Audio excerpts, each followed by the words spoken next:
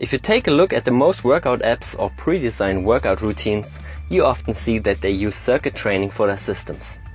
But how effective is circuit training, and what are the pros and cons of it? To repeat it quickly, a circuit training is a specific training method with that you get through different stations after each other.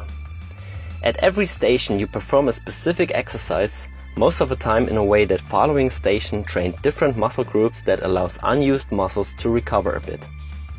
Depending on the circle you train strength, endurance, mobility or other abilities.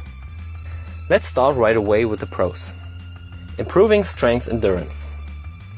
Strength endurance training is defined as increasing the ability to use a certain percentage of your maximum strength over a long period of time. In this case, the intensity is about 30 to 65% of your 1RM. The main goal of this training is improving the ability to maintain force production over time while fatigue increases. A circuit training with short rests, different exercises and the right intensity will increase exactly this ability. Saving time. Because your rests are accordingly short, you can save a lot of time with this type of training. If you compare it to maximum strength training, which needs long rest times of between 3 to 5 or even more minutes, you can see a big difference. Increase metabolism. The adaptation of strength endurance training points towards a better capillarization of the muscles and with that a better transport of metabolic products. This leads to a better metabolic situation for your body, but keep in mind it's not the only way to boost your metabolism. Now we take a look at the cons. It's not the best way to build up muscle mass and max strength. If your goal is to build massive strength and build up muscle mass, circuit training may not be the best option for you. To build strength and muscle mass, your main focus has to be on multiple sets of higher intensity exercises for a specific time on attention. You also need longer rest times in between your sets.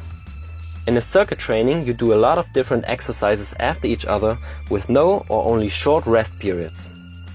To be able to do that, you have to choose exercises and weights with which you can perform a lot of reps. And that's the problem. You have to decrease the intensities of the exercises to be able to perform a lot of reps after each other with short rests. If you would choose hard exercises or heavy weights for your circuit, you won't be able to do it. You simply have too short rests that don't allow you to start each set at your maximum ability. It's not suited for skill training. For skill training it's nearly the same. You need a fresh mind and concentration to perform skills. In some cases, skill training is also connected to strength, and like I told you before, you need more rest for this type of training. No or only little cardiovascular improvement. To improve your cardiovascular system, you need to increase your VO2 max. This is the maximum amount of oxygen that can be used by the heart, lungs and muscles during the exercise. Training like that is often called cardio. The problem with circuit training is that most circuit training routines are designed around strength endurance, and this has only a little or no improvement for your cardiovascular system. To improve your basic endurance ability, you have to work with lower intensities which allow your body to work in an aerobic and not in an anaerobic training range. To make the disadvantages even more clear, we now show you a circuit training of Leon with very high intensive exercises and skills. Even if he can handle the first round of this circle, you can clearly see his power decreases and he can't perform those last exercises with his usual form.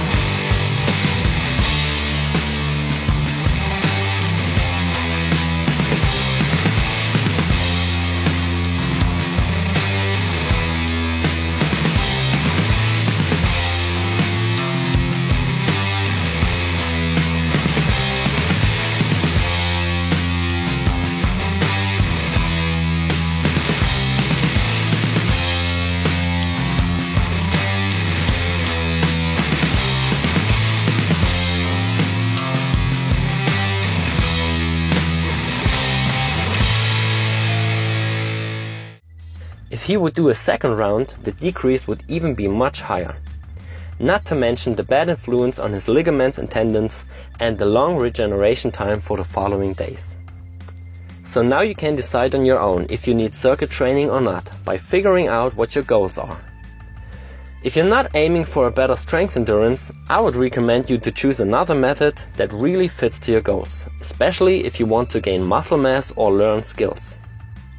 If you have some more questions on this topic, just leave a comment. Thanks, Alex.